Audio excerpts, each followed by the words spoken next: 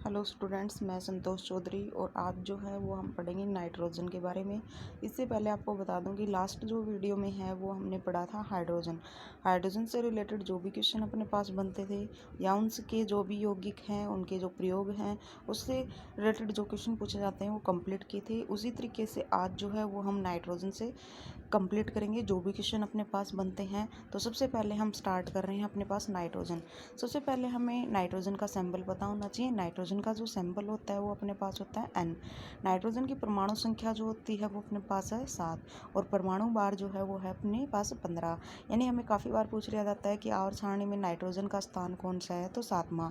जो परमाणु संख्या है वही उनका स्थान होता है आवर्त सारणी में। अब जो सबसे इम्पोर्टेंट है वो देखते हैं। वायुमंडल में जो सबसे ज़्यादा मात्रा में पाई जाती है वह गैस कौन सी है, नाइट्रोजन। और परसेंटेज कितनी है, तो 78% होती है। यूरिया के अंदर जो नाइट्रोजन की मात्रा होती है वो 46% है।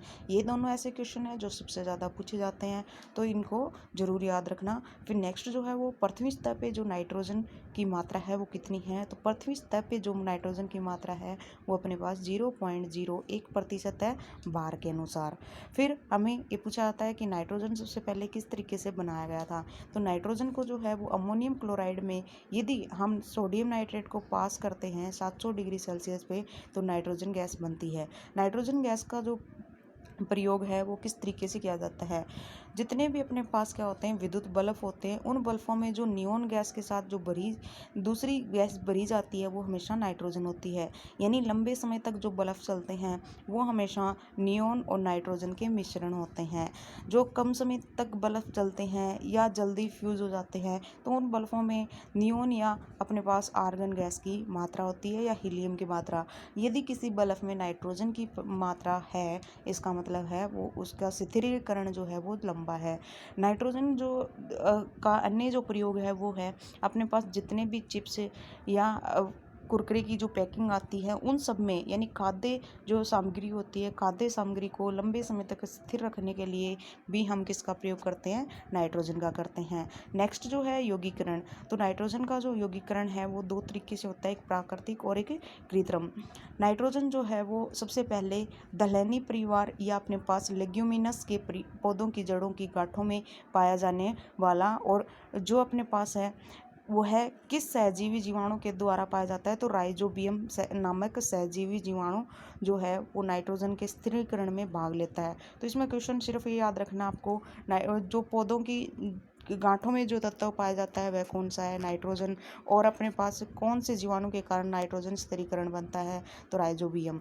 ठीक है। फिर नेक्स्ट जो है वो अपने पास है विनाइट्रीकरण क्या कहलाता है। नाइट्रोजन गैस को नाइट्रोजन गैस में ही बदलना विनाइट्रीकरण कहलाता है। यानी नाइट्रोजन को नाइट्रोजन बदलना क्या कहलाएगा। तो इस टाइप के जो क्वेश्चन है वो हमें रेलवे सबसे ज़्यादा पूछती है, विनाइट्रीकरण क्या है। तो नाइट्रोजन को नाइट्रोजन में बदलना, या उल्टा भी आ सकता है कि नाइट्रोजन को नाइट्रोजन में बदलना क्या कहलाएगा। फिर है प्रकृति में नाइट्रोजन के यौगिकों के निर्माण एवं विनाश का जो चक्कर चलता रहता है उसको नाइट्रोजन चक्कर कहते हैं। यानी अपने पास ये पूछ लिया जाए कि प्रकृति के अंदर नाइट्रोजन का बनना या ख़त्म होना क्या कहलाता है, तो नाइट्रोजन चक्कर कहलाता है। फिर नाइट्रोलियम का सूत्र पूछ लेते हैं। तो कैल्शियम साइनाइड को हम क्या कहते हैं, नाइट्रोलियम कहते हैं। यानी CaCN ट्वाइस।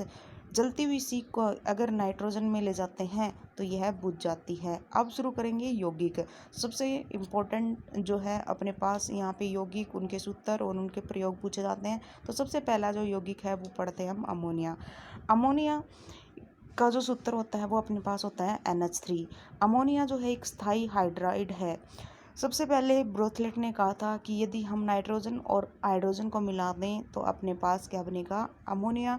और अमोनिया को जो है वो हमेशा हब्बर विधि से तैयार किया जाता है। यानी अमोनिया को किस विधि से तैयार किया जाता है, तो हब्बर विधि से।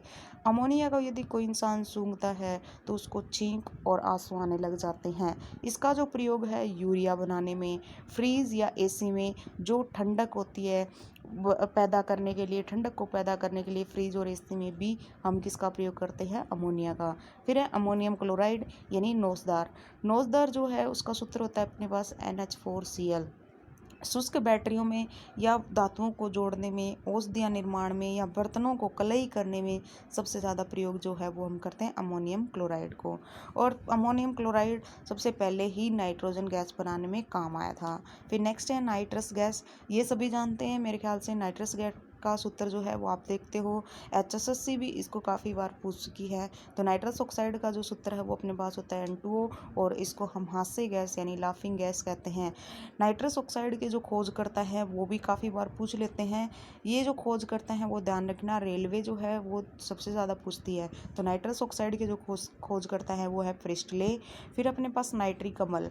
वैसे तो सभी जानते हैं कि नाइट्रिक, हाइड्रोक्लोरिक और सल्फ्यूरिक अम्ल जो हैं वो प्रबल अम्ल हैं, परंतु नाइट्रिक अम्ल को हम बास्मिक अम्ल भी कहते हैं, क्योंकि यदि किसी पे गिर जाता है तो उसको भस्म कर देता है। तो बास्मिक अम्ल जो है वो अपने पास है नाइट्रिक अम्ल।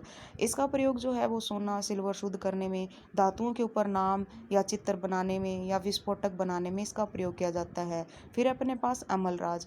अमलराज एक्वारिजिया यानी HCl और HNO3 का एक मिश्रण होता है, यानी हाइड्रोक्लोरिक और नाइट्रिक एसिड को मिलाने पे जो मिश्रण तैयार होता है वह अपने पास अमलराज होता है। जैसे अपने पास प्लेटिनम, गोल्ड और सिल्वर जैसी जो धातुएं हैं वो किसी से आसानी में नहीं घुलती, तो उनको साफ करने के लिए जो है हम प्रयोग लाते हैं वो है अपने पास अमलराज। फिर नेक्स्ट जो है अपने पास है नाइट्रस अम्ल। और नाइट्रस अम्ल जो है वो HNO2 यानी HNO3 नाइट्रिक और HNO2 आ जाए तो नाइट्रस अम्ल। नाइट्रस अम्ल एक इस प्रकार का अम्ल है जो ऑक्सीकारक और अवकारक दोनों का गुण दर्शाता है। तो ये चीज़ ध्यान रखना, आपसे पूछ लिया जाए कि वह अम्ल कौन सा है जो ऑक्सीकारक भी है और अवकारक भी है, तो नाइट्रस अम्ल। फिर है चिली साल्टपेटर। चिली साल्टपेटर का जो सूत्र होता है वो अपने पास होता है सोडियम नाइट्रेट। अगर इनकी जगह धातुएं बदल जाएं तो ये अपने पास साल्टपेटर के जो नाम है वो भी बदल जाते हैं। नॉर्वेजियन साल्टपेटर पूछ लिया जाए तो कैल्शियम नाइट्रेट, और अगर सोरा पूछ लिया जाए तो अपने पास पोटासियम नाइट्रेट। तो thank you, like share and subscribe if new on the channel.